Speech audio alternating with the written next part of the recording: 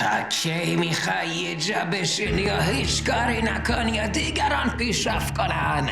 تو باید بهشون نشون بده کی هستی، چون اونا نمیدونن تو کی هستی. پس باید بهشون نشون بده کی هستی. همین الان بلند شو 100,000 تا شنا بزن و از همه مهمتر پکیجای منو رفیق، من دوست دارم این وسط یه مبحث کوچولویی هم باهات به اشتراک بذارم. فرض کن دقیقاً به همون چیزهایی که همیشه دوست داشتی بعد از دیدن یک همچین ویدیوهایی رسیدی داری تجربهشون میکنی. اون بوگاتی رو داری که میتونی تبدیلش کنی به یک ماشین مدرن با یک رنگ مشکی و مات، و اون پینت باحال و مدرنی که توش پارک میشه، و از اون طرف اون دختری که همیشه وقتی که میبینتش حسرت اینو داره که کاش میتونست با تو وارد ارتباط بشه، اما میدونه که تو جزو اون 1% و تو با داداش نمیدونی چه حسی داره به عنوان یه مرد تو این دور زمونه که همه پرنسس علی شدن به اون 1% بودن و گرگ تو وجودت برسی.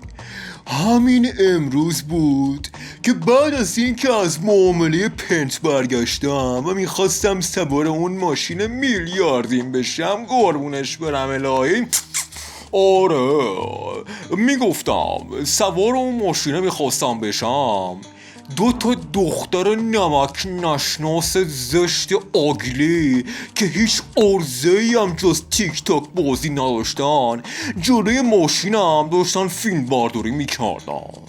منم اومدم بهشون گفتم ضعیفا برین کنار، اینجا قلم روی منه و اینم ماشین منه. اما اونا میخندیدن و بعد از اینکه من سویچمو نشون دادم، این 2 گربه که سگ دیدن دویدن اون طرف.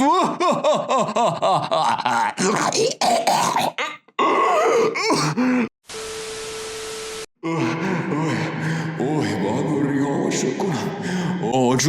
آره خلاصه اون شب رفتم بالای اون کوهی که همیشه قبلا میرفتم و جونم وسط بگه اندازه 3 ساعت فقط داشتم زوزه میکشیدم. آره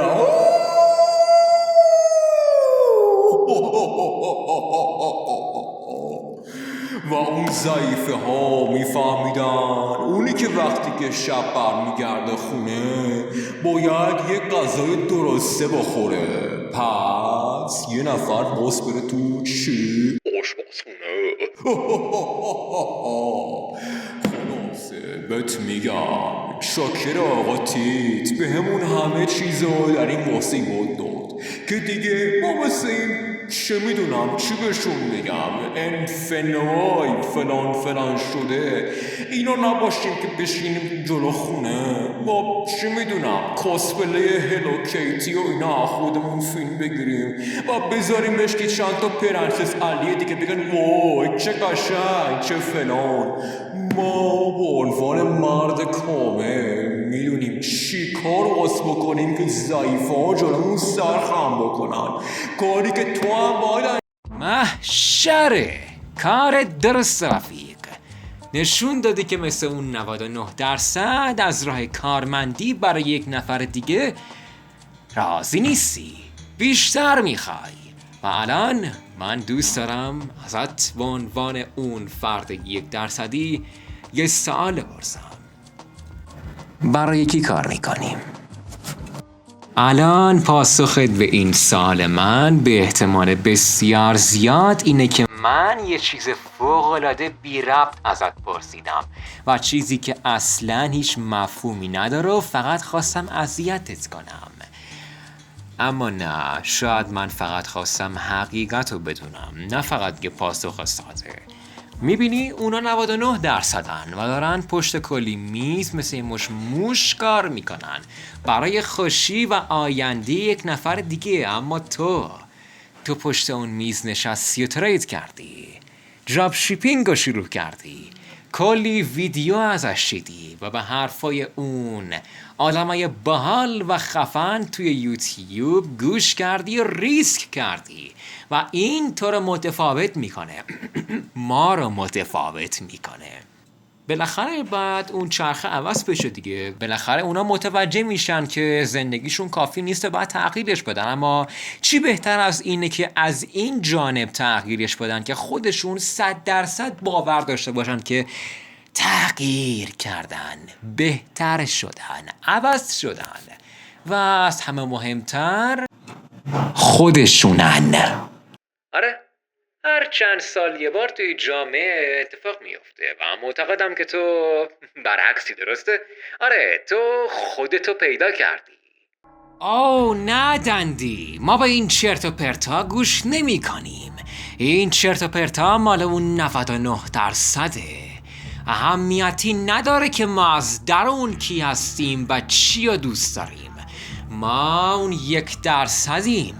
فرق میکنیم، بیشتر میخوایم، بیشتر ریسک میکنیم، بیشتر الفا تر میشیم و در نهایت نشون میدیم که ما اون افرادی هستیم که حرف میزنن و بقیه براشون کار میکنن.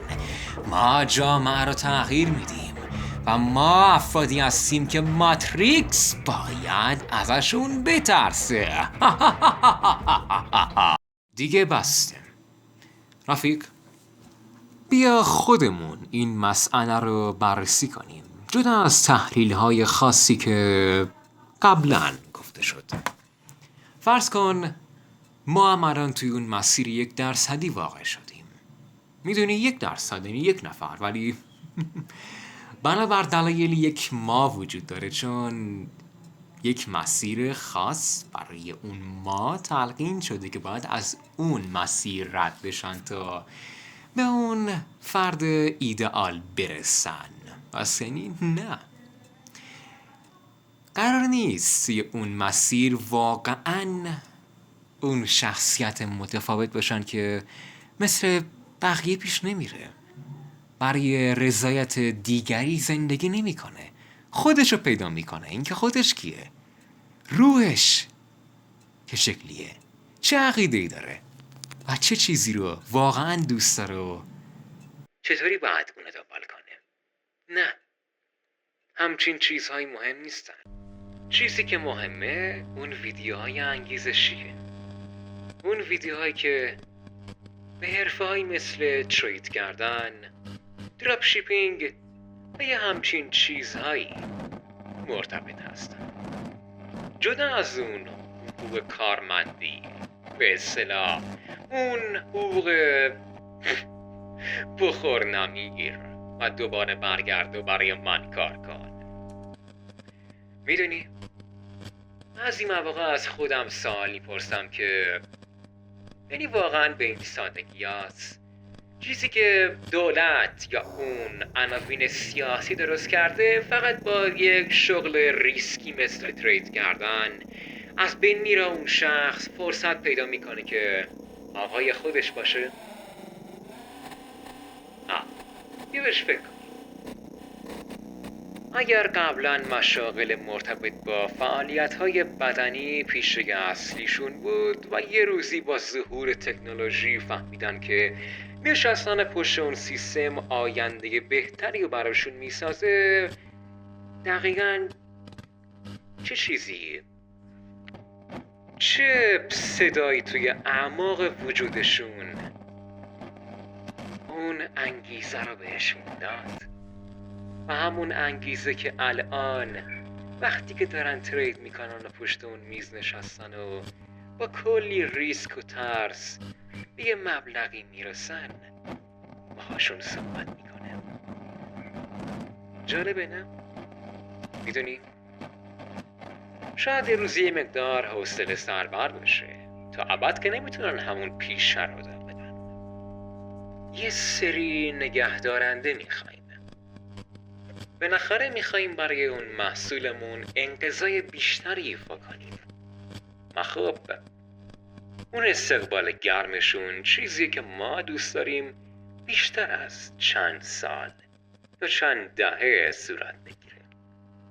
بالاخره این چیزیه که باعث میشه اونا سرگرم بشن و علاقه‌مند باشن که یه چرخه رو ادامه بدن.